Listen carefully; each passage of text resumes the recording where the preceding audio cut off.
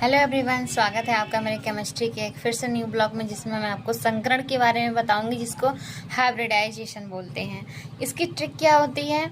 जैसे दो अगर कहीं बॉन्ड बना है तो sp संकरण होता है, 3 है तो sp2, 4 है तो sp3, 5 है तो sp3d, अगर 6 है तो sp3d2, अगर 7 है तो sp3d3। तो हम जानते हैं कि ये कैसे होता है। चलिए मैं आपको बता। जैसे देखिए, संकरण में नंबर 1 क्या होता है कि पहले संकरण में क्या देखा जाता है? सिग्मा बंध और लोन पेयर।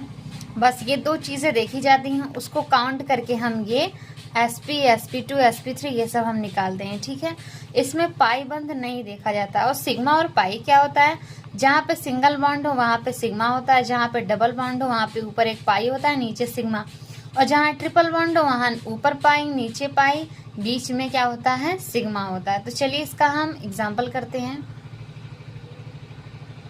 जैसे हमने एग्जाम्पल में ले लिया NH3, जिसका विन्यास ये होता है और वैलेंसी इसकी 3 होती है। इसने 3 बॉन्ड बना लिया है और बारीक उसमें इसके 2 इलेक्ट्रॉन बचे हैं, क्योंकि 3 बंद में लगा दिया, 2 इलेक्ट्रॉन बच गए। तो यहाँ पे लोन पेयर के तौर पे हम यहाँ पे इसको दर्शा देंगे। तो मतलब इसके पास कितने लोन पेयर हैं? एक लोन पेयर। लोन पेयर हमेशा जोड़े में लिखे जाते हैं। और बॉन्ड पेयर कितने? 3 है, यानी सिग्मा बंध कितने हैं? 1 2 3। यहाँ पे कोई डबल बॉन्ड नहीं है, तो हमारे पास 3 सिग्मा हो गया प्लस 1 लोन पेयर हो गया। और क्या कहते हैं, पाई बंध क्या हमारा 0 है, तो 3 1 जोड़ेंगे तो कितना होगा? 4 होगा। ठीक, अब 4 पे देखेंगे संकरण क्या होता है? sp3, यानी कि NH3 का संकरण क्या हो जाएगा? इसका संकरण होगा sp3। अगर आपके पास लोन पेयर नहीं है तो सिर्फ हम सिग्मा बंध से भी निकाल सकते हैं संकरण।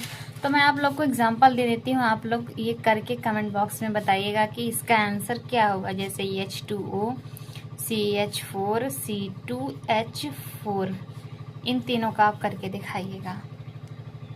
और अगर मेरी वीडियो अच्छी लगे तो प्लीज़ एक लाइक कर दीजिए। इतनी मेहनत आप लोग के लिए करती हूँ। अगर कहीं पे भी केमिस्ट्री में कोई डाउट हो तो आप मुझसे पूछ सकते हैं।